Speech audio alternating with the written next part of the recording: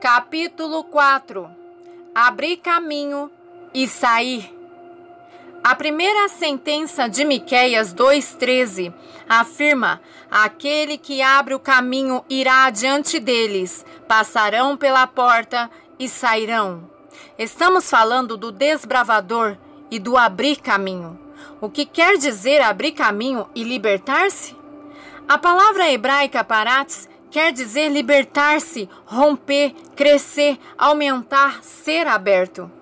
Fica implícito que algo foi preso, fechado, diminuído, retardado, restringido ou confinado. Nosso olhar fica mais abrangente quando percebemos a quantidade de aspectos distintos que se associam com o desbravador. Parates diz respeito à libertação de uma estrutura semelhante à prisão, ao crescimento e ao aumento de uma determinada área ou à abertura de algo que estivera previamente fechado. Alguns dos sinônimos para quebrar são os seguintes: esmigalhar, destruir, romper, triturar, estilhaçar, estourar, despedaçar, demolir ou erradicar. Essas manifestações são de duas naturezas, a natural e a espiritual. Em outras palavras, quando algo se quebra no reino espiritual, isso se manifesta no reino físico, ou seja, no reino dos sentidos. Podemos ver e experimentar uma ruptura espiritual das linhas de frente inimigas. Algumas vezes podemos até mesmo senti-las ou ouvi-las. Um exemplo dessa manifestação física do reino espiritual aconteceu recentemente em uma conferência profética em que eu era palestrante. Enquanto os músicos tocavam, tive uma visão. Nessa visão eu vi um teto de vidro. As pessoas abaixo do vidro conseguiam ver para onde deveriam ir, mas eram incapazes de passar pelo teto do vidro. O vidro representava um muro que fora levantado contra elas a fim de impedi-las de se moverem para o local que Deus reservara para elas. De repente, o vidro começou a estilhaçar-se e pude ver e ouvir os pedaços ruindo à medida que caíam no chão. Logo, o teto de vidro estava totalmente estilhaçado. Essa foi uma visão espiritual, uma revelação do que Deus estava fazendo naquele minuto. Assim que a visão se encerrou, um dos cantores deu um passo à frente e começou a cantar uma canção que jamais fora cantada anteriormente. À medida que a música era entoada, um grande espírito de revelação irrompeu entre todos os presentes naquela reunião. O que antes os impedia de avançar fora removido. As manifestações de Parates nas Escrituras indicam liberação da revelação. Subtítulo: romper as linhas de frente inimigas. Em 1 Samuel 3:1, temos um exemplo desse romper as linhas de frente inimigas. Essa passagem diz respeito à transição de um antigo sistema para um novo. Por causa das concessões por parte de Eli, a revelação fora bloqueada. A segunda parte do versículo 1 afirma: naqueles dias raramente o Senhor falava e as visões não eram frequentes. Na versão Almeida Revista e Corrigida, temos não havia visão manifesta, grifo do autor. A palavra hebraica para manifesta ou não eram frequentes é parates, a mesma palavra para sairão livres, Miqueias 2, versículo 13. Ou libertar-se. Isso deixa implícito de que algo tem de ser rompido para que a revelação seja liberada. Embora em 1 Samuel não haja uma revelação que rompa as linhas de frente inimigas, não há também uma revelação que tire os israelitas de onde estavam, pois eles estavam impedidos de prosseguir. Algumas vezes, aquilo que nos refreia é nossa falha em perceber as coisas de forma espiritual. Não temos revelação. Em grego, uma das palavras para dureza de coração é xerocardia, que quer dizer destituído de percepção espiritual. Nossa inclinação natural deve ser romper as linhas de frente inimigas para que a revelação seja liberada. Sem que elas sejam rompidas, nossa mente permanece nas trevas. Um véu cega todos os cristãos que falham em buscar o Senhor até que a revelação rompa as linhas de frentes inimigas. Frase-chave: algumas vezes aquilo que nos refreia é nossa falha em perceber as coisas de forma espiritual. Isto também é verdade para aqueles que não nasceram de novo. A palavra diz: mas se o nosso evangelho está encoberto, para os que estão perecendo é que está encoberto. O Deus desta era cegou o entendimento dos descrentes, para que não vejam a luz do evangelho da glória de Cristo, que é a imagem de Deus. 2 Coríntios capítulo 4, versículos 3 e 4. E romper ou estender. Subtítulo: Isaías 54, 3 traduz parates por estender. Pois você se estenderá para a direita e para a esquerda. Seus descendentes desapossarão nações e se instalarão em suas cidades abandonadas. Isso quer dizer irromper, libertar-se e expandir para a direita e para a esquerda. Esse é o dia de libertar-se para crescer e expandir-se. Esse é o dia de abraçar a herança que é nossa. Entretanto, também devemos experimentar o romper de antigas estruturas mentais e cegueiras a fim de abraçar a revelação daquilo que será nosso nesta época. Para algumas pessoas, isso representa libertar-se da esterilidade e da aridez física. Para outras, há uma unção sendo liberada neste instante para aqueles cujo ventre financeiro, criativo, emocional e espiritual foi cerrado. Esse é o dia da colheita e o da tomada das cidades. O erro que muitos cometeram foi o de esperar para sentir que essa promessa é verdadeira. Precisamos aprender a diferenciar entre como nos sentimos em relação a algo e o que Deus disse sobre isso. Deus alinhará nossos desejos e sentimentos com o que tem preparado para nós quando começarmos a agir de acordo com o que Deus diz. Os sentimentos sempre seguem a fé e a fé manifesta-se por meio da ação. Anos atrás, enquanto estava na universidade, aprendi uma fórmula simples com uma pessoa que trabalhava na editora InterVarsity. A fé vem em primeiro lugar, os fatos em segundo, e estes se alinham com a fé. Os sentimentos vêm em terceiro e dizem respeito ao resultado da fé afetando os fatos, o que muda a forma como sentimos. A maioria de nós inverte essa ordem e os sentimentos passam a determinar a fé. Na verdade, alguns de nós chegam até mesmo a mudar a teologia para que esta se alinhe com nossa experiência e não com a palavra de Deus. Assim, a fé não se fundamenta na palavra de Deus, mas em nossas experiências. Por conseguinte, não obtemos os resultados prometidos nas Escrituras, porque nossa estrutura de fé está fundamentada na base errada.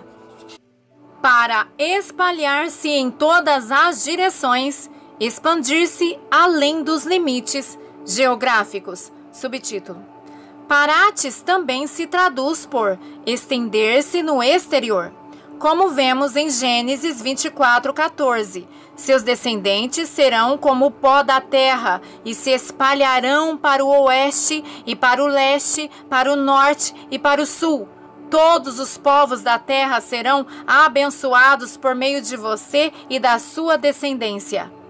O que está implícito aqui é que não importam quais sejam os obstáculos multiplicados, Deus prometeu romper todo o obstáculo e destruir todo e qualquer tipo de fator que sirva para isolar e diminuir.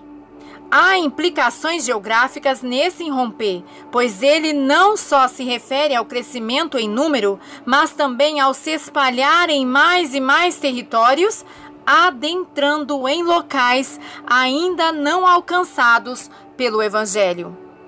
Em razão de nosso DNA espiritual que Deus pôs em nós, os cristãos devem ser os desbravadores de novas fronteiras.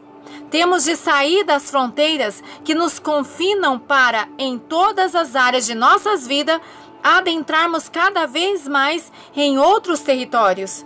Isso nos remete ao mandato apostólico original de Gênesis 1, 28. Sejam férteis e multipliquem-se, encham e subjuguem a terra. Se for para enchermos a terra, então temos de nos multiplicar e adentrar novas fronteiras geográficas, estendendo nossos horizontes.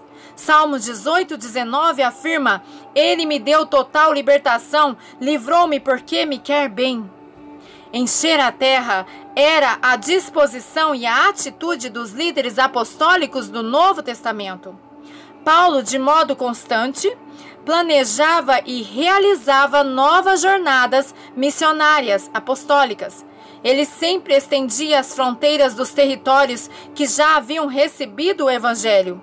Paulo, mais que qualquer outro apóstolo daqueles dias, começou a encher a terra com o Evangelho. Ele rompeu as barreiras da igreja local de Antioquia e ampliou os territórios geográficos para locais onde o Evangelho ainda não fora pregado. A paixão abrangente de Paulo era alcançar os confins da terra. O poder do Espírito Santo rompe as barreiras territoriais. Subtítulo.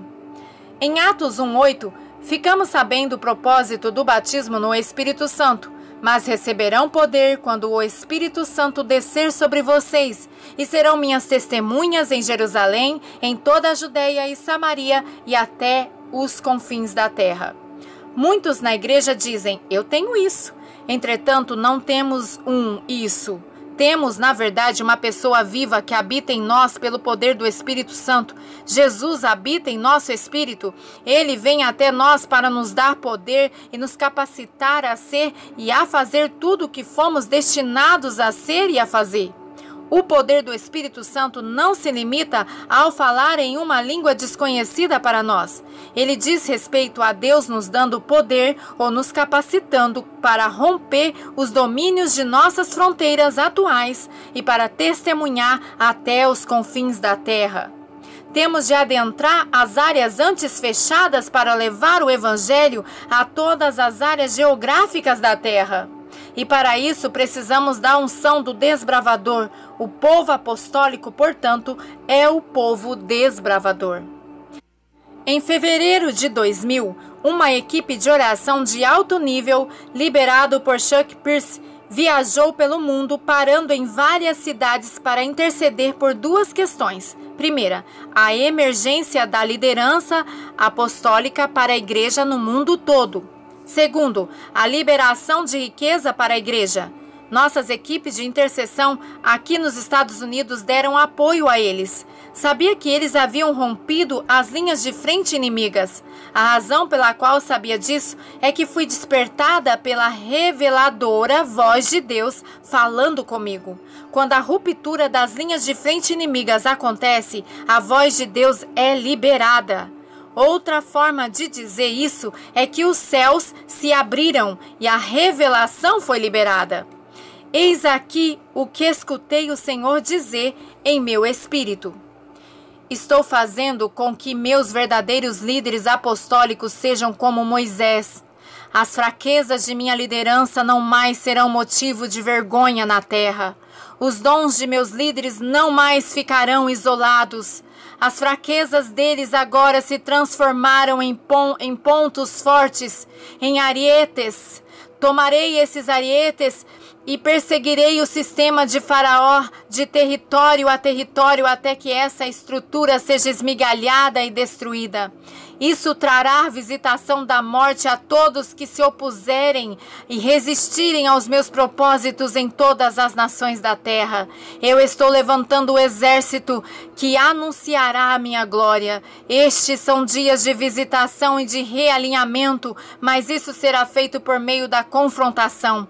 Não temas a confrontação, pois ela não desvirtuará meus propósitos para a vitória. Ao contrário, essa confrontação fará que esses propósitos sejam realinhados. Eu estou para destruir a estrutura oculta que impediu o avanço da força apostólica. Estamos prestes a romper as linhas de frente inimigas que restringem a revelação de Deus. Subtítulo: assim como a visão do telhado de vidro sendo esmigalhado e imediatamente a seguir a revelação sendo derramada, precisamos saber que a revelação exige a ruptura das linhas de frente inimigas. Qualquer coisa que restrinja a revelação de Deus quanto ao desvendar a verdade para nós necessita desse romper das linhas de frente inimigas. Pecado. Subtítulo: o pecado obscurece nossa compreensão e leva à cegueira espiritual. Quando o pecado é confessado e abandonado, a revelação que produz visão e direção pode irromper. Satanás. Subtítulo: em outros tempos, como no caso de Daniel, o inimigo reteve ou fechou a revelação, impedindo-a de chegar até nós. Daniel teve de persistir em oração e em jejum por 21 dias para quebrar a ação do inimigo que estava retendo a revelação de que ele precisava. Assim, foi preciso que Miguel, um dos príncipes supremos dos anjos, vencesse o príncipe do reino da Pérsia. Quando isso aconteceu, a revelação sobre os últimos dias foi liberada a Daniel. Veja Daniel 10:12. Em outras palavras, houve a revelação que rompeu as linhas de frente inimigas. Inimigos de Deus. Subtítulo: o rei Davi teve de libertar-se dos inimigos de Deus para receber a revelação. Em 2 Samuel 5, lemos a história de Davi conquistando os filisteus. Em Juízes 3, menciona que os filisteus eram um dos inimigos de Israel que permaneceram em Canaã. Eles foram deixados ali para ensinar os israelitas a como guerrear e para testar a obediência dos israelitas em relação a Deus. Veja nos versos 1 ao 4. Frase-chave: quando Deus vai adiante como desbravador, ele é como uma represa que se arrebenta e derruba aquilo que a restringia. Ele não apenas destrói os inimigos, mas também varre o inimigo. O Senhor instruiu Davi a enfrentar os filisteus em batalha. Davi obedeceu ao Senhor e, como resultado disso, os filisteus foram derrotados. Então Davi foi a Baal-Perazim e lá os derrotou. E disse: assim como as águas de uma enchente causam destruição, pelas minhas mãos o Senhor destruiu os meus inimigos diante de mim. Então aquele lugar passou a ser chamado Baal-Perazim, 2 Samuel capítulo 5, versículo 20.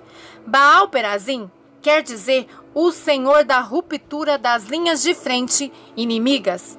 Deus manifestou a si mesmo por intermédio de Davi como o Senhor da ruptura das linhas de frente inimigas. Ele foi adiante de Davi e de seu exército e rompeu as fileiras do exército filisteu como a água que rompe as barreiras da represa.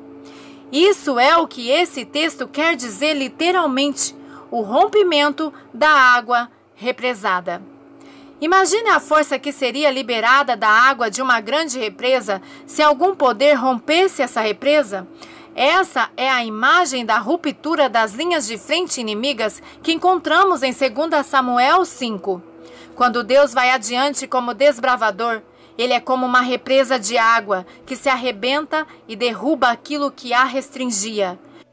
Ele não apenas destrói os inimigos, mas também varre o inimigo. Todos os pertences do exército inimigo foram carregados. Que poderosa imagem de ruptura das linhas de frente inimigas. Toda situação escravizadora. Subtítulo: até mesmo em meio à escravidão e à opressão que acompanhava havia a unção do desbravador sobre os israelitas. Êxodo 1:12 afirma: todavia, quanto mais eram oprimidos, mais numerosos se tornavam e mais se espalhavam. Por isso os egípcios passaram a temer os israelitas. Faraó e os egípcios temiam os israelitas. Aqui em Êxodo 1, a palavra para espalhavam é, mais uma vez, parates, ou expandir-se. Em meio a problemas sérios em que eram escravizados dos egípcios, ou eram escravos dos egípcios, os israelitas expandiram-se no que diz respeito à população. Nada poderia impedir a semente do destino que Deus plantara neles. Nessa semente estava a unção da expansão. Nem mesmo a escravidão ou o cativeiro poderia parar aquilo que fora plantado profundamente no DNA espiritual deles. O fato de que há um destino para o crescimento do povo de Deus é uma poderosa verdade válida ainda hoje. Temos esse mesmo DNA em nós para fazer irromper a semente do destino em meio a uma situação escravizadora. Apenas nossa falta de fé e nossa falha em obedecer pode limitar esse crescimento. O desbravador leva-nos ao crescimento e à riqueza. Subtítulo: os patriarcas do Antigo Testamento esperavam uma herança e o crescimento. Deus falou para o primeiro homem e a primeira mulher na terra que esse era o destino deles. Para alcançar esse crescimento, é preciso romper as linhas de frente inimigas. Esse rompimento não diz respeito apenas aos nossos descendentes, mas também às nossas posses. Em Gênesis 30, 29 e 30, o romper as linhas de frente inimigas e o estender-se diz respeito à riqueza. Jacó trabalhava para o seu sogro Labão, e aquele disse a este: você sabe quanto trabalhei para você e como seus rebanhos cresceram sob os meus cuidados. O pouco que você possuía antes da minha chegada aumentou muito, pois o Senhor o abençoou depois que eu vim para cá. Contudo, quando farei algo em favor da minha própria família? A palavra aumentou neste texto quer dizer expandir-se. O termo parates ocorre em um texto da Bíblia paralelo a esse, em que o tópico é o aumento da riqueza, da prosperidade e das finanças. Provérbios 3, versículos 9 e 10 afirma: honre o Senhor com todos os seus recursos e com os primeiros frutos de todas as suas plantações. Os celeiros ficarão plenamente cheios e os seus barris transbordarão de vinho. Os barris transbordando de vinho irromperam com vinho novo. Observe que aqui a ruptura das linhas de frente inimigas está ligada ao doar. Dinheiro não é um assunto para um apóstolo. No livro de Atos, o dinheiro era depositado aos pés dos apóstolos. As ofertas fluíam de todos os lados e possibilitaram que as linhas de frente inimigas fossem rompidas.